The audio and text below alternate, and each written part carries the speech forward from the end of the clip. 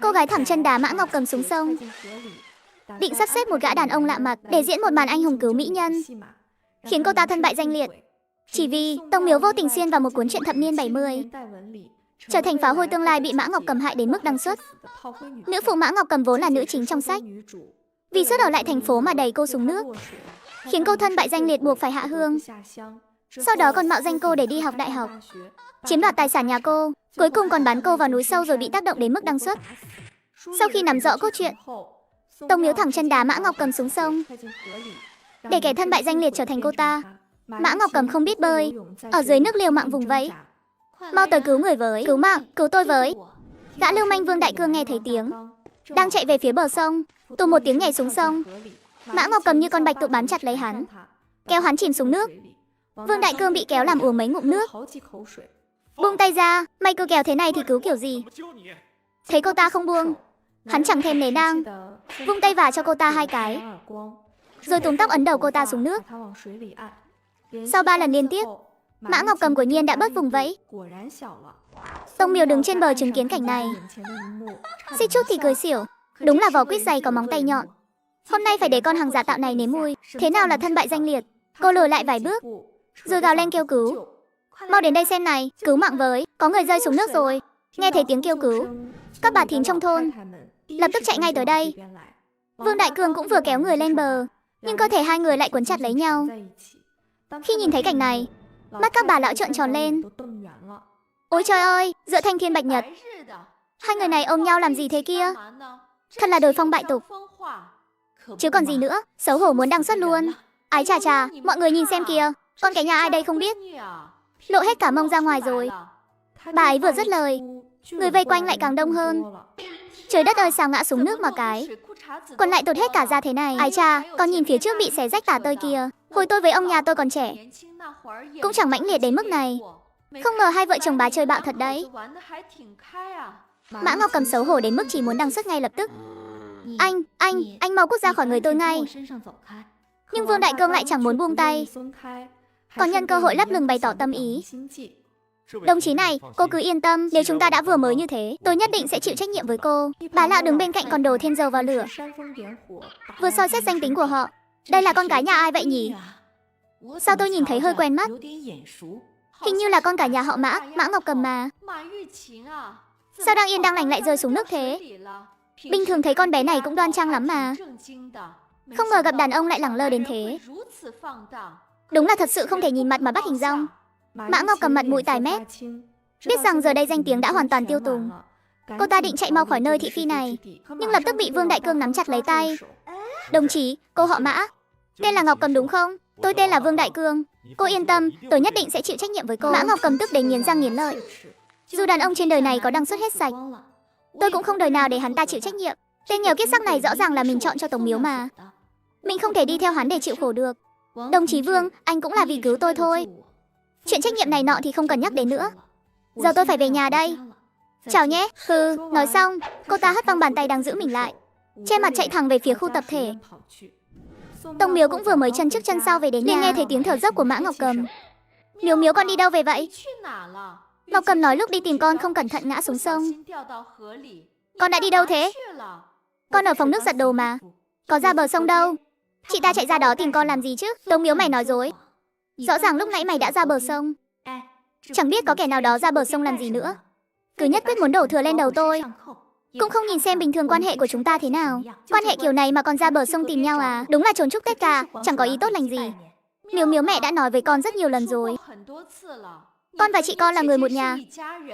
Danh dự chị ta không tốt thì con có tốt đẹp được không? Nhưng mẹ lo hơi xa rồi đó. Con họ Tống, chị ta họ Mã. Chỉ cần người khác không ngốc thì sẽ chẳng ai đem con và chị ta ra so sánh đâu. Con bé này nói bậy bạ gì vậy? Mẹ đã gả cho ba con rồi, bây giờ chúng ta mới là người một nhà, cùng vinh cùng hưởng, cùng nhục cùng chịu. Tống Miếu nhướng mày, ngay lập tức lật mặt. Ông ta không phải ba tôi, ông ta là ba của Mã Ngọc Cầm. Ba tôi là Tống Đình Xuyên. Sắc mặt Lý Văn Thu lập tức thay đổi. Con còn dám nhắc đến ông ấy? Chán sống rồi sao? Tống Miếu chính là mày đã đẩy tao. Tại sao mày không dám thừa nhận? Chị nói là tôi thì là tôi chắc. Chị có bằng chứng không? Mã Ngọc Cầm tức đến nghiến răng nghiến lợi. Chỉ có thể buông lời đe dọa. Mày cứ đợi đó Tống Miếu, tao nhất định sẽ tìm được bằng chứng. Sau bữa tối, Tống Miếu ở trong phòng vừa cầm sách giáo khoa lật xem, nhưng trong đầu đang nhớ lại nội dung trong nguyên tắc. Cô phải đi trước một bước theo mốc thời gian trong sách, để cướp lấy câu duyên, đoạt lại bàn tay vàng. Ngày hôm sau cô liền cưỡi chiếc xe đạp Phượng Hoàng đời cũ đến dưới chân núi Phượng Hoàng ở phía tây thành phố. Trong đống đổ nát của tượng thần đã tìm thấy hồ lô bàn tay vàng. Đây chính là thứ mà trong sách đã bị Mã Ngọc cầm. Bàn tay vàng được gọi là bảo hồ lô. Bên trong càn khôn hồ lô là một phương trời đất riêng, công năng còn xịn hơn cả không gian chứa đồ trong tiểu thuyết. Trong sách, Mã Ngọc cầm chính là nhờ nó mà kết giao được bao nhiêu quan hệ. Tống Miêu lấy ra dụng cụ nhỏ đã chuẩn bị từ trước, rạch nhẹ một đường ở ngón tay giữa, nặn giọt xi dầu ẩn lên thân hồ lô. Ngay sau đó, càn khôn hồ lô tỏa ra từng luồng kim quang rực rỡ. Chúc mừng ký chủ, hệ thống học tập càn khôn bảo hồ lô đã liên kết. Tống Miếu rạch ngón tay, mở ra càn khôn hồ lô. Trong đầu bùng nổ một vùng vũ trụ tinh không bao la. Nhật Nguyệt tinh thần, mình đang làm cái quái gì thế này? Hệ thống học tập càn khôn bảo hồ lô đã liên kết. Phát hiện ký chủ muốn trở thành đại lão huyền học. Hệ thống dựa theo cuộc sống thường ngày để kích hoạt nhiệm vụ ngẫu nhiên. Nhiệm vụ hiện tại, tìm lại tài sản Tống Đình Xuyên để lại. Hoàn thành sẽ nhận được 10 điểm tích lũy. Đã gửi quà tân thủ là không gian hệ thống 100m². Vãi thật, chuyện gì thế này? Càn khôn hồ lô này không phải pháp khí sao? Sao lại biến thành hệ thống học tập rồi? Còn phải làm nhiệm vụ nữa à? Sao chẳng giống trong nguyên tắc chút nào vậy? Chẳng lẽ mình lấy nhầm hàng đều rồi sao? Tống Miếu mặt đầy ngơ ngác, vốn định nghiên cứu một chút, nhưng lại nghe thấy tiếng động nhỏ bên ngoài sân. Cô nhanh chóng nhảy ra ngoài trốn đi. Mã Ngọc cầm tìm một vòng quanh phòng, cuối cùng lại chẳng thấy gì. Sao lại thế được? Sao lại không có chứ? Chẳng lẽ bàn tay vàng bị ai hất tay trên rồi? Trong lúc tức giận, cô ta vừa lấy cái ghế đập thẳng vào tượng thần. Tượng thần bị đập rơi xuống đất. Nhìn thấy đống vụn tượng thần nát bét dưới đất, cô ta mới hài lòng bỏ đi. Xem ra Mã Ngọc cầm cũng không tìm được bàn tay vàng như trong sách. Tống Miếu lúc về đi qua khu tập thể. Chuyện Mã Ngọc cầm rơi xuống nước bị đồn đại vô cùng kịch tính. Còn cô ta cũng bị dư luận ép tới mức gào thét. Ba ơi dậy đi, con không muốn gả cho hắn ta. Bên ngoài đã đồn thổi đến mức nào rồi? Mày không gả cho nó thì còn làm gì được nữa? Mang cái danh tiếng như vậy, mày tưởng còn nhà tử tế nào muốn rước mày nữa sao? Vậy con cũng không thể gả cho hắn. Nhà hắn không được. Không được chỗ nào? Mã Ngọc cầm ấp úng mãi không nói nên lời. Chuyện này cứ quyết định thế đi, ba sẽ làm chủ cho mày. Mã Ngọc cầm đập phá đồ đạc trong phòng tan tành, vẫn chưa hả giận. Vương Đại Cương đúng là một tên trai bám váy mẹ. Hơn 20 tuổi rồi mà còn nằm chung chăn với mẹ. Nếu thật sự gả qua đó, chẳng lẽ tôi đến 3 người ngủ chung một giường sao? Tống Miêu đứng ngoài cửa biết Mã Ngọc cầm không ngốc, biết rõ là hố lửa. Sao cô ta có thể nhảy vào được? Hừ, giờ muốn rũ bỏ nhà họ Vương sao? Tống Miếu tôi sẽ khiến cô phải trả giá đắt. Hôm sau, Tống Miếu quyết định liên lạc với hội bà Tám để hâm nóng tình cảm một chút. Miếu Miếu à, con bé Ngọc cầm được đàn ông cứu đấy. Ba cháu có nói gì không? Tính thế nào đây? Đúng đấy, hôm đó hai đứa cứ dính chặt lấy nhau.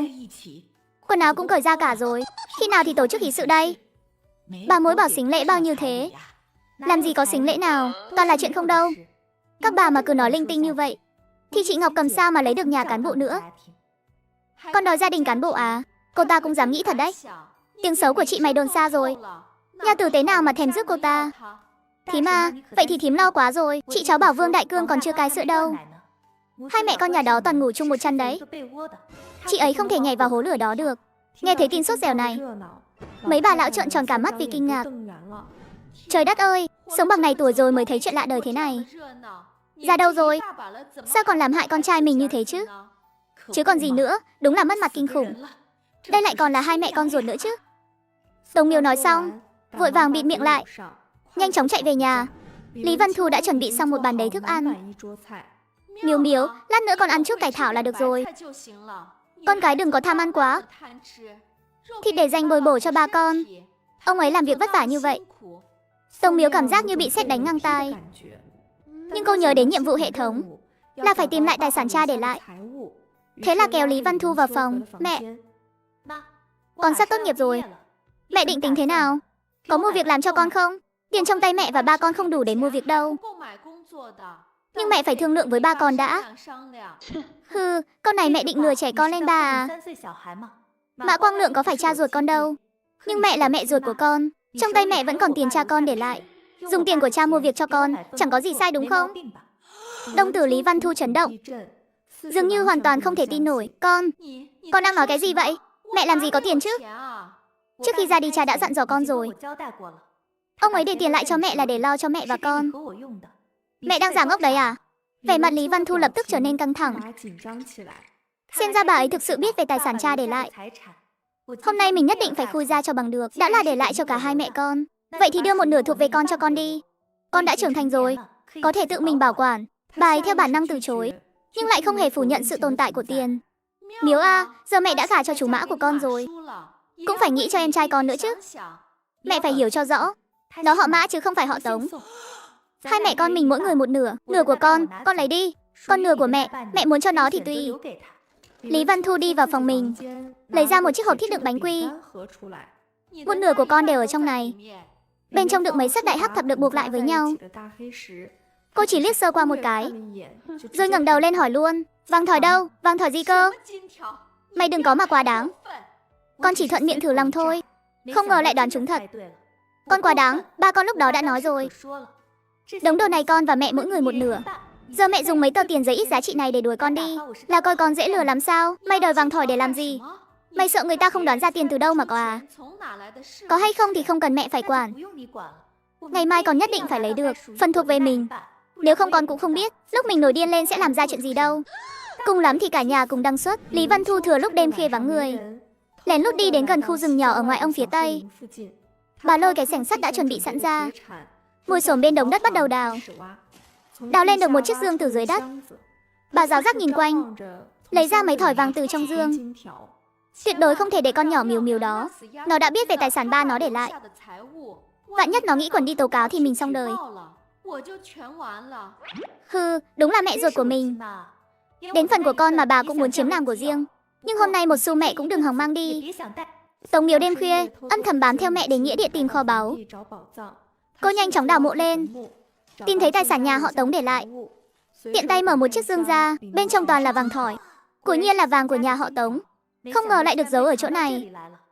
May mà mình đã dọa cho bà ấy lộ ra. Tống Miếu nhanh chóng dọn sạch tài sản cha để lại, sau đó không ngừng nghỉ quay về nhà tìm Lý Văn Thu. Đồ đều ở bên trong này rồi. Mẹ không đưa cho con cũng là vì tốt cho con thôi. Mấy thứ này một khi lấy ra là rước họa vào thân. Sau khi Tống Miếu mở ra, thấy bên trong quả nhiên là tiểu hoàng kim. Cô đến thử thấy có tổng cộng 35 thỏi.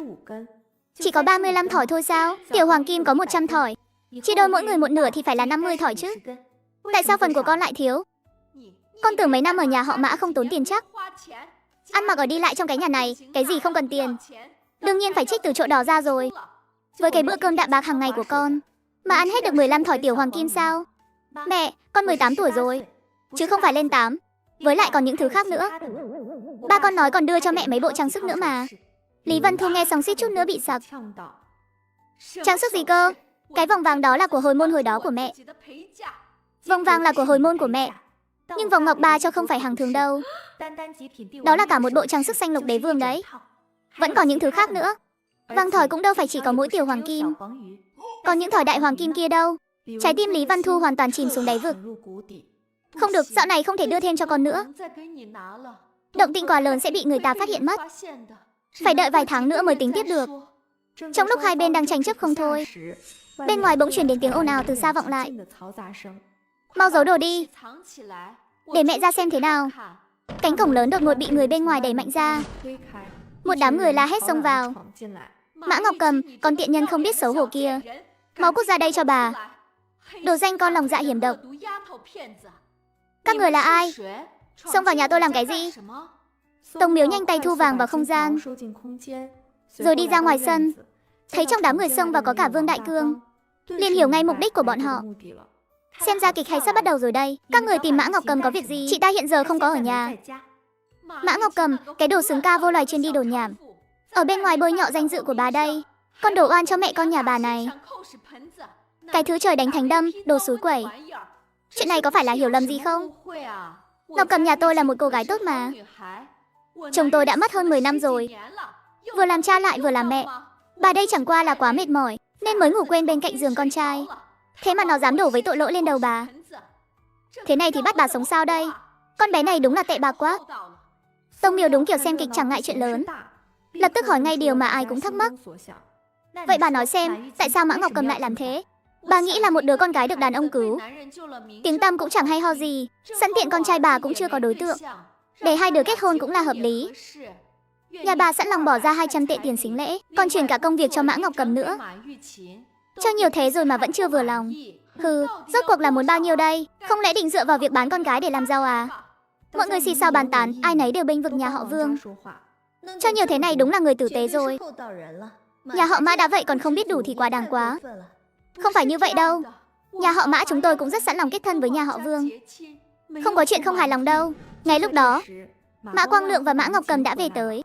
Mọi người vội vàng dạt ra nhường đường. Con bé nhà họ Mã về rồi kìa. Vu Hồng Hà nhanh chóng lao về phía Mã Ngọc Cầm, rồi giơ tay vào thẳng một cái. Mã Ngọc Cầm bị đánh đến mức choáng váng, còn chưa kịp phản ứng gì, tóc đã bị túm lấy. Những cái tát cứ thế liên tiếp giáng xuống mặt. Đồ tiện nhân này, ba cho mày chừa cái thói lươn lẹo, cho mày chừa cái thói dựng chuyện. Tống Miếu giả vờ vào can ngăn, thực chất lại giữ chặt hai tay Mã Ngọc Cầm, để cô ta không thể đánh trả. Mẹ, chú Mã, hai người mau vào cản thí mấy lại đi, một lát nữa mặt chị Ngọc Cầm nát bấy ra mất. Phải một lúc lâu sau mới tách được họ ra. Tóc tai Mã Ngọc Cầm rối bù như tổ quạ, khóe miệng còn dính chút xi dâu, nước mắt cứ thế tuôn rơi lã chã. Sắc mặt Mã Quang Lượng vô cùng khó coi, định đòi lại công bằng cho con gái mình. Tại sao bà lại đánh người? Chúng tôi thậm chí còn không quen biết các người, lão Mã à. Đồng chí này là mẹ của Vương Đại Cương, cũng là mẹ chồng tương lai của Ngọc Cầm nhà ông đấy. Mẹ chồng tương lai gì chứ? Bát tự còn chưa thấy một nét nào đâu. Nhà họ gây ra chuyện khó coi như thế, giờ lại chẳng phân biệt trắng đen, xông lên là đánh người. Tôi không dám gả Ngọc Cầm vào một gia đình như vậy. Nói cho cùng, cậu thanh niên đó cũng đã cứu Ngọc Cầm một mạng, là ân nhân cứu mạng của nhà họ Mã các người. Thế mà còn muốn đổ oan cho người ta, chẳng phải là lấy oán báo ân hay sao? Trong lòng Mã Ngọc Cầm nổi sóng cuộn trào, kiên quyết không thừa nhận. Không phải tôi không biết gì hết. Tôi còn chẳng biết nhà bà ở đâu.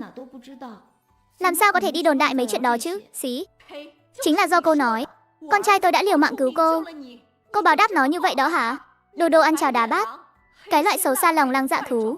Sớm biết vậy nên để cô hẹo luôn cho rồi. Bà ta không chịu buông tha. Cuối cùng qua sự thương lượng của hai nhà họ Mã bồi thường cho mẹ con Vương Đại Cương 50 đồng. Bà ta mới hài lòng rời đi. Cánh cửa nhà vừa mới đóng lại, Mã Quang Lượng liền tát Mã Ngọc Cầm một cái thật mạnh. Tao đã nói với mày bao nhiêu lần rồi, nếu không làm được vẹn cả đôi đường thì đừng có nhúng tay vào. Bây giờ hay rồi đó, đúng là gây ông đập lưng ông. Đồ ngu. Buổi tối, Tông Miêu lấy 2 thùng đồ trong không gian ra, đi tìm hệ thống. Nhiệm vụ đã hoàn thành rồi. Nếu My còn không xuất hiện thì ta sẽ mang đồ đi luôn đấy. Ký chủ vẫn chưa hoàn thành nhiệm vụ đâu. Những gì Tống Đình Xuyên để lại không chỉ có bấy nhiêu đâu. Những thứ này không tính sao? Ký chủ, thứ cô tìm thấy là tài sản được cất giấu, chứ không phải thứ ông ấy chuyển lại. Nhiệm vụ hiện tại, tìm tài sản Tống Đình Xuyên cất giấu. Hoàn thành sẽ nhận được 20 điểm tích lũy. Tống Miếu gật đầu chấp nhận. Cô gái lấy tài sản ra khỏi không gian, lại vô tình kích hoạt hệ thống. Nhiệm vụ hiện tại, tìm lại tài sản mà Tống Đình Xuyên đã cất giấu. Hoàn thành sẽ nhận được 20 điểm tích lũy. Tống Miếu gật đầu nhận nhiệm vụ. Dựa theo những gì chú Viên đã nói, đêm khuya cô lẻn đến nhà tổ ở quê. Đầu tiên là thu hết dụng cụ nhà bếp vào không gian, sau đó lấy cây búa sắt ra, đập cho đến khi mặt đất thủng một lỗ lớn. Dưới tầng hầm nhìn đâu cũng thấy dương hòm. Mình phải thu hết lại mới được. Tài sản nhà họ Tống không thể để nhà họ Mã hưởng lợi. Tống Miếu vung tay một cái, tất cả đều được thu vào không gian. Tầng hầm trong phút chốc trở nên trống rỗng. Ngay lúc này, tiếng của hệ thống lại vang lên. Nhiệm vụ hoàn thành, nhận 20 điểm tích lũy. Có thể đổi cuốn nhập môn tướng thuật quyển 1. Một luồng sáng lóe lên, trước mặt xuất hiện một ông lão râu trắng tiên phong đạo cốt. Hôm nay sẽ giảng về tướng mạo con người như trời đất núi sông. Mỗi người đều có một bố cục riêng. Tống Miếu có cảm giác chân thực như đang dùng vi vậy. Cô bắt đầu ngồi thiền, tập trung toàn bộ tinh thần để nghe giảng. Cứ thế bị cuốn vào lúc nào không hay. Lúc về nhà, tình cờ bắt gặp vợ chồng Mã Quang Lượng xách túi lớn túi nhỏ, đang định đi đến nhà họ Vương. Mẹ, chú Mã, hai người định đi đâu thế? Cái con bé này, bao nhiêu năm nay ăn cơm nhà họ Mã, uống nước nhà họ Mã, gọi một tiếng ba thì có làm sao? Thật là không biết điều. Nếu đã bảo tôi ăn của ông, uống của ông, vậy 15 thỏi tiểu hoàng kim của tôi đâu rồi? Cho chó ăn rồi à? Còn cả tiền và phiếu mà anh cả tôi gửi về, Cũng cho chó ăn hết rồi sao? Lý Văn Thu bực bội, đưa cái bọc cho cô. Đồ anh trai con gửi đều ở đây. Mẹ không đụng vào một xu. Tống Miếu thu hết tiền phiếu vào không gian. Sau đó viết thư kể chuyện Mã Ngọc Cầm hại cô thế nào và cô đã phản đòn ra sao. Một tuần sau, Tống Miếu nhận được điện thoại của anh trai tại bưu điện. Miếu Miếu, anh là anh cả đây. Anh nhận được thư của em rồi. Em ở nhà thật sự quá nguy hiểm. Chuyện đó đã xảy ra một lần, khó mà đảm bảo không có lần thứ hai. Nghe lời anh đi. Qua bên này cắm đội. Anh đã nói chuyện với đại đội trưởng rồi. Vâng anh trai, em sẽ qua chỗ anh. Bất kể Lý Văn Thu có đồng ý hay không, em nhất định phải đi. Những ngày sau đó, Tống Miếu đều bận rộn với chuyện hạ hương. Đồ đạc mua xong đều để hết vào không gian. Hoàn toàn không biết nhà họ Mã đang sắp xếp chuyện xem mắt cho cô. Chị dâu, em qua đây là muốn giới thiệu đối tượng cho Miếu Miếu. Là phó chủ nhiệm mới được điều đến. Họ Hà, tuổi trẻ tài cao, xưng với Miếu Miếu là quá dư giả. Vậy gia cảnh của vị phó chủ nhiệm này thế nào? Gia cảnh đương nhiên là tốt rồi. Miếu Miếu cũng coi như là cháu gái em. Không tốt em cũng chẳng giới thiệu cho nó. Đợi thêm 2 năm nữa, người ta sẽ trực tiếp lên chức chủ nhiệm đấy. Mã Quang Lượng lập tức động lòng. Trong mắt ông ta lóe lên tia sáng tinh tường. Tôi đang định đính hôn cho Ngọc Cầm đây. Với lại lớn bé có tôn ti, tuổi của Ngọc Cầm vẫn là hợp hơn. Miếu Miếu dù sao cũng còn quá nhỏ. Anh à, không phải em nói lời khó nghe đâu. Chúng ta không bàn đến ngoại hình, chỉ bàn về danh tiếng. Với cái danh tiếng đó của Ngọc Cầm, gả đi không phải để kết thân, mà là kết đoàn đấy. Nụ cười trên mặt Mã Quang Lượng vụt tắt. Lý Văn Thu thấy vậy, vội vàng tiếp lời. Cô à, vị chủ nhiệm Hà đó tình hình thế nào? Bao nhiêu tuổi rồi? Trong nhà còn những ai? Chủ nhiệm Hà trước đây từng có vợ, nhưng cô ấy đã lâm bệnh rồi ra đi rồi. Năm nay cũng mới 35 tuổi thôi. Nghe thấy đằng trai đã 35 tuổi. Lý Văn Thu không hài lòng cho lắm. Không được, tuổi này lớn quá. Thế này thì sắp làm cha nó được luôn rồi. Miếu Miếu sẽ không đồng ý đâu. Điều kiện tốt thế này còn gì. Miếu Miếu gả sang đó chỉ cần sinh được con trai, nó sẽ được sống sung sướng, sau này còn giúp được nhà họ Mã nữa. Lý Văn Thu vốn định từ chối, nhưng nghĩ đến việc sau này có thể giúp được con trai mình, bèn quyết định tìm Tống Miếu thương lượng. Nếu mẹ thấy con ở nhà trướng mắt, con có thể đăng ký hạ hương, không cần phải chọn tới chọn lui, kiếm một người già đến mức đáng tuổi cha con đâu. Miếu Miếu, mẹ cũng là vì tốt cho con thôi. Dù sao con cũng mang họ Tống. Lỡ như giống cha con bị người ta đưa đi thì sao? Hay là tìm người có thể che chở mà gả đi? Là để che chở cho con, hay là che chở cho chính mẹ đây? Nếu con đồng ý gả qua đó, nhưng từ nay về sau sẽ công khai đoạn tuyệt quan hệ với nhà họ Mã. Mọi người đừng hòng chiếm được chút lợi lộc nào từ con. Mẹ có còn muốn con gả cho người đàn ông đó nữa không? Miếu Miếu, con hiểu lầm rồi. Mẹ chưa từng nghĩ sẽ lợi dụng gì con cả. Chúng ta là người một nhà mà. Hừ, Tống Miếu không muốn nghe bà ta nói nhảm nữa, trực tiếp sập cửa rời đi. Đến trường nhận bằng tốt nghiệp, lúc về nhà tình cờ gặp Mã Ngọc Cầm.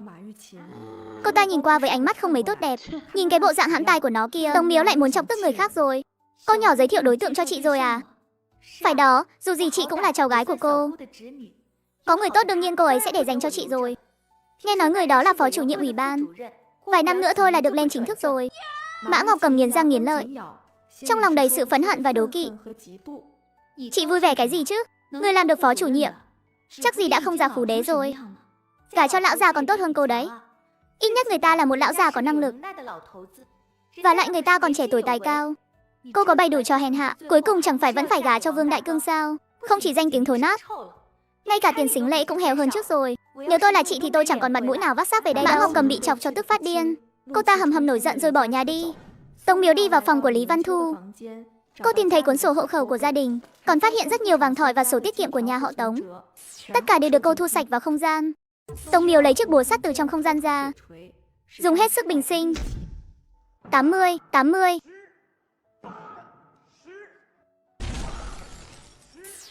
Tống Miếu tìm trong phòng hồi lâu, chỉ tìm thấy vài thỏi tiểu hoàng kim và trang sức. Còn có 1.000 tệ tiền riêng của mẹ. 4.800 tệ trong sổ tiết kiệm cũng bị cô lục ra. Sau khi cất kỹ đồ đạc, cô liền tiến đến tủ bếp. Bên trong là lương thực thô và nồi niêu song chảo. Đến cả gia vị cũng không tha, cô quét sạch sành xanh. Cô vừa mới thu dọn xong xuôi, Lý Văn Thu và Mã Quang Lượng đã về đến nhà. Tống Miếu lập tức hóa thân diễn viên, liền bày ra vẻ mặt lo lắng rồi lao tới. Chú Mã, nhà mình bị trộm rồi. Lương thực trong tủ bếp biến mất hết rồi. Cái gì? Chuyện xảy ra từ khi nào? Lý Vân Thu theo bản năng đi về phía phòng mình. Cửa bị đập phá, bà ấy lập tức xông vào phòng. Mã Quang Lượng bám sát theo sau. Trong phòng nhanh chóng vang lên tiếng lục lọi đồ đạc. Lát sau Tống Miếu mếu máo chạy vào. Mẹ ơi! Tiền của con bị trộm hết rồi, tổng cộng là 6 đồng 8 đó. Mất sạch rồi sao? Chuyện này là thế nào? Hôm nay có ai từng đến đây không? Hôm nay con đi học. Lúc về chỉ có Mã Ngọc Cầm ở nhà. Chị ta nói với con vài câu rồi nổi giận. Bỏ đi rồi, còn chuyện cho ai khác đến hay không? Con cũng không nhìn thấy. Nói cái gì mà để nó giận dữ bỏ đi? Chị ta bỗng dưng chạy tới chất vấn con, hỏi cô nhỏ. Có phải đã giới thiệu cho con một đối tượng có điều kiện rất tốt không? Con thừa nhận là có chuyện đó, thế là chị ta nổi giận. Con mắng cô nhỏ thiên vị. Quên mất đứa cháu gái ruột như chị ta. Mã Quang Lượng im lặng một hồi. Đây đúng là việc mà Mã Ngọc Cầm có thể làm ra. Nhưng cũng không đến mức trộm tiền chứ. Lúc nó đi có cầm theo đồ gì không? Lúc chị ta đi ra hình như có xách một cái túi. Để chứng minh mình trong sạch. Tống Miếu còn lôi cả hàng xóm vào làm chứng. Lúc con đi ra và quay về, rất nhiều người ở khu tập thể đều nhìn thấy. Con đi tay không mà. Không tin thì mọi người cứ đi mà hỏi. Mã Quang Lượng cau mày tin sái cổ. Không được. Mẹ, con phải đi hỏi Mã Ngọc Cầm. 6 đồng 8 của tôi có phải bị nó lấy mất rồi không? Nói xong ông ta liền chạy nhanh ra ngoài. Cầm sổ tiết kiệm đến quầy. Rút tiền trước khi họ nghỉ làm. Về đến nhà, Tống Miếu nhanh chóng để lại sổ hộ khẩu vào chỗ cũ. Lý Vân Thu đang bận rộn tìm gia vị trong bếp. Mẹ ơi, con đói quá. Thế nào rồi? Tìm thấy Ngọc Cầm chưa? Nó lấy tiền làm gì thế? Tôi đến chỗ bà nội Mã rồi, Mã Ngọc Cầm không có ở đó. Ai mà biết được nó đi đâu đàn đúng rồi. Tiếc thật, 6 đồng 8 của tôi. Tim Lý Vân Thu treo ngược lên tận cổ. Miếu Miếu, số tiền mẹ đưa cho con đâu? Cất kỹ chưa? Con nói rồi, con chắc chắn sẽ tìm chỗ cất mà. Cất rồi làm sao mà dễ bị tìm thấy được? Miếu Miếu. Tiền bị Ngọc Cầm lấy hết rồi. Mẹ và ba con giờ chỉ còn hơn 2 đồng thôi. Trong nhà chẳng còn hạt gạo miếng mì nào cả. Tối nay chúng ta không thể hút khí trời mà sống được. Hay là con cứ lấy tiền ra ứng cứu trước đi. Thì cứ hút khí trời đi. Tiền của con là của con, ai đến cũng đừng hòng lấy được. Nếu không được thì mẹ đến đơn vị ứng trước lương đi. Một câu nói khiến Lý Văn Thu câm nín. Buổi tối ba người chỉ húp chút cháo loãng nấu từ cơm thừa hôm qua. Bụng đói kêu rột rột. Tống Miếu lén lút trốn vào không gian, ăn luôn 2 cái đùi gà lớn. Sáng sớm ngày hôm sau, Mã Quang Lượng hận không thể xử lý Mã Ngọc Cầm cho xong. Đang định đi báo công an thì Mã Ngọc Cầm đã về rồi. Còn đang khoác tay một người đàn ông lạ mặt. Chào bác, cháu là Hà Chí Học. Cháu vừa từ nơi khác chuyển công tác đến, hiện đang làm việc tại ủy ban. Mã Quang Lượng gần như lập tức hiểu ra thân phận của người này. Ông ta vội vàng bắt tay chào đón. Tống Miếu cũng đã hiểu ra vấn đề. Cô không kìm được mà chửi thề một tiếng trong lòng. Hừ. Phải công nhận là khả năng hành động của Mã Ngọc Cầm đúng là đạt điểm tuyệt đối. Hôm qua mới nói với cô ta, đối tượng cô nhỏ giới thiệu là phó chủ nhiệm mới đến của ủy ban. Hôm nay cô ta đã có thể khoác tay phó chủ nhiệm đi về nhà để tuyên bố chủ quyền với mình. Mã Ngọc Cầm suốt buổi diễn vai một cô vợ nhỏ em lệ, liên tục ném cho Tống Miếu những ánh mắt khiêu khích. Mã Quang Lượng dù sao cũng là người từng trải, nhìn hai người họ nồng nàn thắm thiết, 8 phần là gạo đã nấu thành cơm rồi. Cháu định sẽ chịu trách nhiệm thưa bác. Cháu và Ngọc Cầm tình đầu ý hợp, mong bác thành toàn. Việc này có chút khó khăn. Con bé Ngọc Cầm vẫn còn hôn ước với nhà họ Vương. Bác cứ yên tâm, chuyện này cứ giao cho cháu. Cháu sẽ khiến nhà họ Vương chủ động hủy hôn. Chờ chuyện bên này xong xuôi cháu sẽ giúp Ngọc Cầm về dinh. Mã Quang Lượng nghe vậy thì còn gì không hài lòng nữa. Bám được vào chủ nhiệm tương lai của ủy ban cơ mà. Ông ta cười hớn hở đến mức xích dụng cả bộ giang hồ. Hai vợ chồng cười, rạng rỡ tiễn người ra tận cổng khu tập thể. Tiền trong nhà có phải bị anh ta lấy đi không? Bận quá nên quên cả hỏi Mã Ngọc Cầm rồi. Tống Miếu đợi hai vợ chồng vào cửa liền bắt đầu diễn show. Mẹ, đưa sổ hộ khẩu cho con muốn hạ hương. Lý Văn Thu ngơ ngác, sao tự nhiên lại đòi hạ hương? Không hạ hương thì làm gì? Đối tượng cô giới thiệu đều bị người ta cướp mất rồi. Con ở lại đây. Chẳng lẽ phải đi dự đám cưới của họ sao? Rượu rượu. Hay là để mẹ bảo cô con giới thiệu cho con người khác? Không cần đâu. Con đi hạ hương thì tốt hơn, để khỏi phải nhìn mặt bọn họ cho đỡ buồn nôn. Mã Quang Lượng thầm nghĩ, nếu Tống Miếu mà đi hạ hương, suốt ngày phải làm việc đồng áng làm không xuể. Ông ta lập tức đồng ý, lời nói còn rất hoa mỹ. Bà nói này, đưa sổ hộ khẩu cho Miếu Miếu đi. Là chúng ta có lỗi với con bé, vốn là đối tượng giới thiệu cho nó mà giờ lại chọn Ngọc Cầm. Lúc nó hạ hương bà nhớ đưa thêm ít tiền và phiếu. Coi như là chốt lòng thành của chúng ta. Sáng sớm hôm sau, Lý Văn Thu đưa sổ hộ khẩu qua trước mặt Mã Quang Lượng. Nhưng tiền thì chẳng đưa lấy một xu. Rượu, con cũng biết đấy. Tiền và phiếu trong nhà đều bị chị con lấy. Đi rồi, mẹ với chú Mã cũng chẳng còn tiền. Hừ, mẹ nghe ngóng rồi, làm xong thủ tục. Hạ Hương khu phố sẽ phát trợ cấp, lúc đó con cứ dùng khoản tiền đó mà chuẩn bị đồ dùng Hạ Hương nhé. Hừ, Tống Miếu trong lòng thầm vãi chưởng. Trước khi xuất phát, tôi vô sạch sành xanh mọi đồ giá trị trong nhà. Đến cả cái đài với đèn pin cũng không trở lại. Tống Miếu vác theo chiếc búa sắt.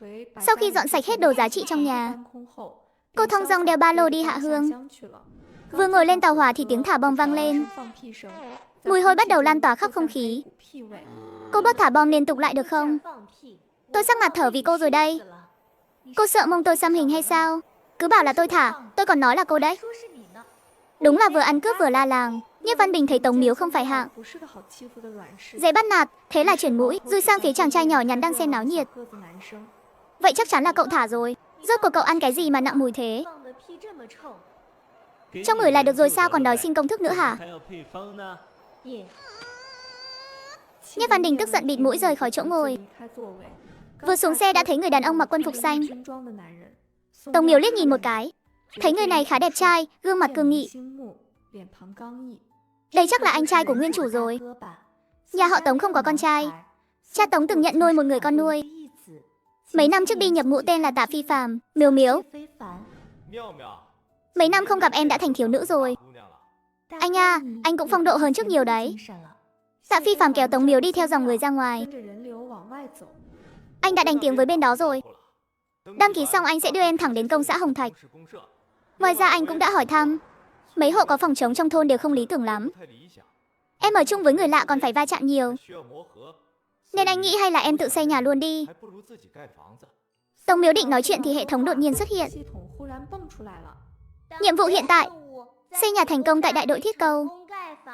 Hoàn thành nhận được 20 điểm tích lũy. Tống Miếu nghe tiếng hệ thống, cô chỉ khẽ nhướng mày. Đúng lúc tâm đầu ý hợp với ý định của mình. Vậy em sẽ xây nhà, cảm ơn anh trai.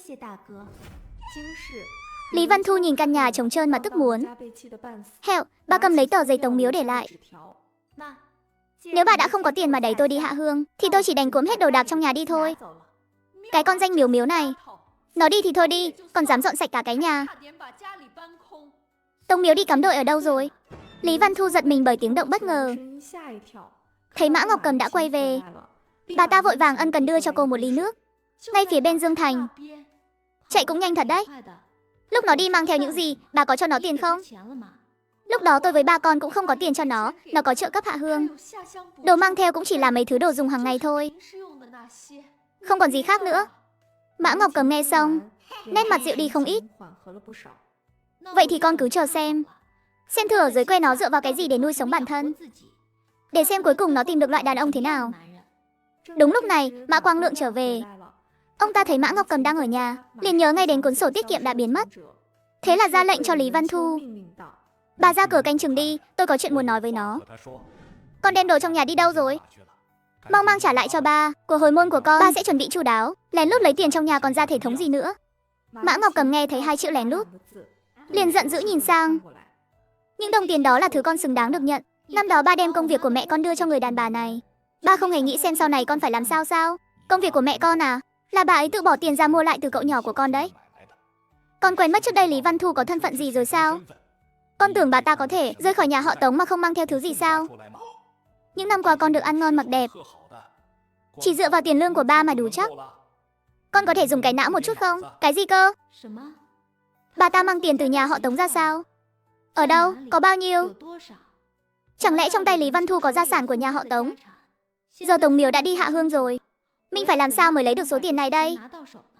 Nhưng thứ đó không liên quan đến con mau mang tiền trả lại đây. Đến lúc đó ba sẽ cho con 300 tệ tiền hồi môn. Con không đưa. Nếu ba đã bảo bà ta mang tiền nhà họ Tống sang, vậy thì nhà mình đâu có thiếu tiền. Mấy đồng lẻ trong tay con cứ để hết lại làm của hồi môn cho con đi. Con có thấy con cái nhà ai lúc gả đi mà mang theo mấy nghìn tệ hồi môn không? Mau trả lại sổ tiết kiệm cho bà. Sổ tiết kiệm gì chứ? Con không hề lấy. Chính là cuốn sổ con lấy từ dưới tấm ván giường của bà đấy. Trong đó có tận 4.800 tệ, Mã Ngọc Cầm hoàn toàn ngây người. Con không hề lấy sổ tiết kiệm, chỉ lấy 432 tệ trong tủ quần áo thôi. Mày không lấy thì còn có thể là ai nữa? Mấy người trong khu tập thể đều nói, tận mắt thấy mày xách túi đồ đi rồi. Hôm đó trong túi của con toàn là quần áo thôi. Chuyện này chắc chắn là do Tống Miếu làm. Mục đích là để đổ oan cho con. Hai mẹ con nhà đó đúng là một ruột mà. Mã Ngọc Cầm nói những suy đoán của mình cho Mã Quang Lượng nghe. Ông ta nghe xong cũng im lặng. Ba à, Lý Vân Thu dù sao cũng là mẹ ruột của Tống Miếu. Chuyện gì bà ta cũng sẵn sàng bênh vực nó. Ba đừng có để cái vẻ ngoài của bà ta lừa. Tống Miếu đi hạ hương dứt khoát như vậy, biết đâu trong đó cũng có sự nhúng tay của bà ta. Số tiền đó chắc chắn đã bị nó mang đi rồi. Tất cả đều là do Mã Ngọc Cầm đoán mò. Nhưng cô ta đã dễ dàng chia rẽ tình cảm của hai vợ chồng họ. Không được. Tiền trong sổ tiết kiệm phải bắt hai mẹ con nhà này nôn tiền ra. Cả tiền của nhà họ Tống nữa. Hai người họ cũng đừng hòng mang đi. Bên này, Tống Miếu cùng các thanh niên trí thức nỗ lực. Tiến độ xây nhà rất nhanh, mới có 10 ngày. Khung nhà chính đã hoàn thành rồi. Cô tranh thủ lúc rảnh lên núi nhặt ít củi. Kết quả vừa mới vượt qua một ngọn đồi nhỏ, đã đụng mặt Trần Tú Tú và em trai cô ấy Tống Chi Khiêm. Đúng là người từ thành phố về có khác. Quần áo trên người chị đẹp thật đấy. Em có thể đổi quần áo với chị không? Tôi không đổi. Đổi cho em rồi tôi mặc cái gì? Chẳng phải anh trai chị là sĩ quan sao? Chị có thể tìm anh ấy xin phiếu vải để may bộ mới mà. Phiếu vải của anh trai tôi thì liên quan gì đến tôi? Chỗ nào quy định là phải cho tôi chứ? Được thôi, vậy chị lấy đâu ra tiền mua áo mới thế? Tống Miếu cúi đầu nhìn chiếc sơ mi lỗi thời trên người. Cuối cùng cô cũng đã hiểu ra, mắt em có vấn đề rồi. Nhìn từ đâu ra mà bảo là đồ mới vậy? Vậy chị đổi bộ này cho em đi. Em có thể lấy nấm mới hái để đổi với chị. Tôi đã nói với em là tôi không đổi. Trần Tú Tú không thể tin nổi mình đã lịch sự như vậy. Kết quả lại bị từ chối thẳng thừng. Chị không đổi, chị dựa vào cái gì mà không đổi? Mày chẳng qua là đứa bị vứt về nông thôn. Hàng chục lần rồi cái đồ danh con, đổi bộ đồ cho mày mà còn dám từ chối à? Tống Miếu không muốn dây dưa với kẻ tâm thần. Cô tiếp tục đi sâu vào rừng theo lộ trình đã định. Bất ngờ tiếng gậy xé gió lao thẳng vào người Tống Miếu.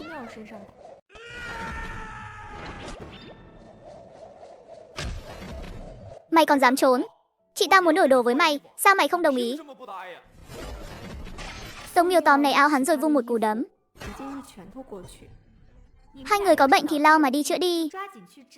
Đòi đổi với tôi là tôi phải đồng ý chắc. Tôi đâu phải mẹ cậu mà cái gì cũng chiều. Mày bảo đầu óc tao có vấn đề.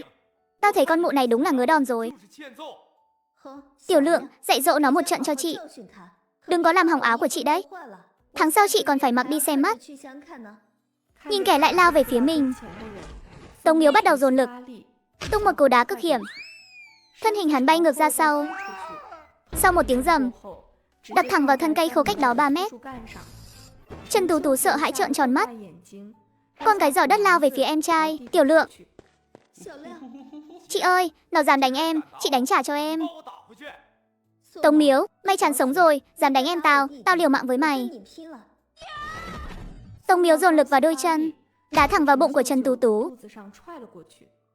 Cùng lúc tiếng kêu đau đớn vang lên, từ lùm cây gần đó truyền đến tiếng sột soạt do bị gạt ra. Thấy người đi tới, mắt Trần Tú Tú sáng lên, lập tức há miệng kêu cứu. Đồng chí giải phóng quân cứu mạng. Nó muốn tiễn tôi đi rồi, chỉ vì tôi không chịu đưa nấm hái được cho nó, nên nó đánh em trai tôi. Con đá vào bụng tôi, nó muốn xử lý tôi luôn rồi. Đúng đấy anh giải phóng quân ơi. Người này là thanh niên trí thức trong thôn chúng tôi, bình thường toàn thích lười biếng. Thấy chúng tôi lên núi hái nấm còn muốn cướp. Em không đưa là nó tác động vật lý với em. Tống Miếu không hề giải thích gì. Ánh mắt cô vẫn nhìn chằm chằm người vừa tới. Thầm nghĩ anh lính này trông cũng bảnh đấy. Nếu thang điểm 10 thì cũng được 8 điểm. Tần Khắc liếc nhìn chị em nhà họ Trần một cái, rồi đi thẳng đến trước mặt Tống Miếu. Cô là Tống Miếu sao? Anh là ai? Tôi là Tần Khắc, cùng đi với anh trai cô qua đây. Em gái họ Tống, em mới đến cắm đội, có chỗ ở chưa? Ôi, dạo này tôi đang bận tìm nhà, nhưng mãi mà vẫn chưa thấy căn nào hợp lý. Có tiền cũng chẳng ai thèm cho chúng em thuê. Em gái Tống đừng lo, chẳng phải chỉ là thuê nhà thôi sao? Mấy hôm trước anh vừa thuê được căn nhà 100 mét vuông đấy. Anh thuê ở đâu vậy à? Thuê nhà thì cứ dùng 5-18 đồng thành, vừa rảnh tay vừa tiết kiệm. Đang có lễ hội thuê nhà đầu năm đấy, một nhà chất lượng ai đến trước được trước, còn có cơ hội được giảm ngay ngàn tệ. Nghe hay đấy ạ, để em xem thử. Hơn nữa chung cư đều được tuyển chọn kỹ, thuê nguyên căn hay ở ghép, chính chủ hay môi giới đều có đủ cả. Thuê nhà hay đăng tin, em đề xuất 58 đồng thành. Thế thì giúp em được việc lớn rồi. Trần Tú Tú và Trần Minh Lượng run bần bật. Không thể ngờ nổi quân giải phóng mà họ tưởng là cứu tinh lại có quen biết với Tống Miếu. Chỉ thấy như trời sập đến nơi. Chúng tôi sai rồi, chúng tôi không dám nữa, cô cũng đã xử lý xong rồi. Coi như cũng xả giận rồi chứ. Tôi không đi theo cô nữa là được chứ gì. Tống Miếu nhìn thấy bộ dạng hèn nhát của hai người họ, cười nhạt một tiếng, sau này thấy tôi tốt nhất nên đi đường vòng. Nếu không, tôi không ngại giúp các người giãn gân cốt đâu. Tống Miếu chạy một mạch xuống núi. Từ xa đã thấy chiếc xe jeep màu xanh quân đội, xe đang đỗ bên lề đường. Miếu, em vừa đi làm về đấy à? Đi làm có mệt không? Bình thường làm ít thôi. Có anh ở đây rồi, không để em đói đâu, đừng quá vất vả. Anh cả, em biết rồi mà.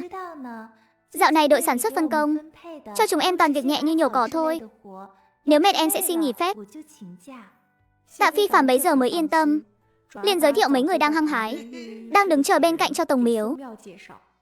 Mấy người này đều là chiến hữu của anh, hôm nay qua đây để cùng phụ giúp một tay. Vậy đa tạ các anh lính nhé. 6 người đàn ông cùng nhau bắt tay vào làm, năng suất tăng vọt. Chỉ trong vài ngày, căn nhà đã hoàn thiện triệt để. Nhiệm vụ hoàn thành. Tích điểm 20, có thể đổi công pháp nhập môn Thái Thượng Cảm Ứng Thiên. Tống Miếu nhấn vào xem. Lần này là một ông lão râu trắng khác dạy dỗ cách cô cảm nhận các loại khí giữa đất trời và cách để phân biệt những loại khí đó. Đại đội trưởng để tỏ lòng coi trọng người thân nên cứ dăm ba bữa lại ghé qua một lần. Thấy vậy ông ta rất hài lòng.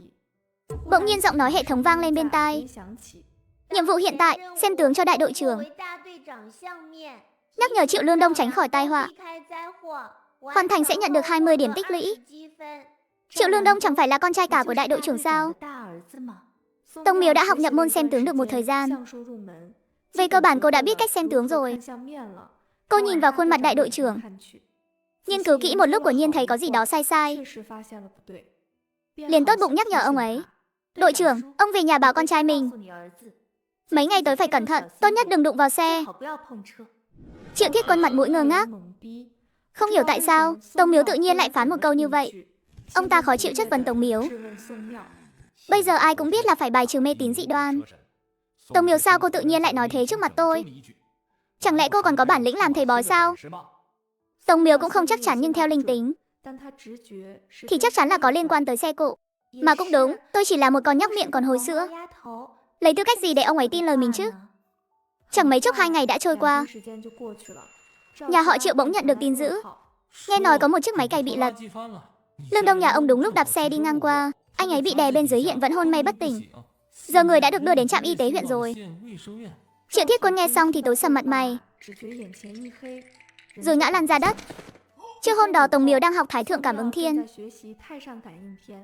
Trong đầu cô, giọng nói vô cảm của hệ thống bất ngờ vang lên. Nhiệm vụ thất bại, tặng một thẻ trải nghiệm thiên lôi. Tống Miếu giật mình, hóa ra nhiệm vụ thất bại cũng có qua. Lời vừa dứt, một tia sét trực tiếp bổ xuống, khiến gương mặt Tống Miếu đen thui như than, môi bẹt dưới đất, miệng thở ra khói trắng.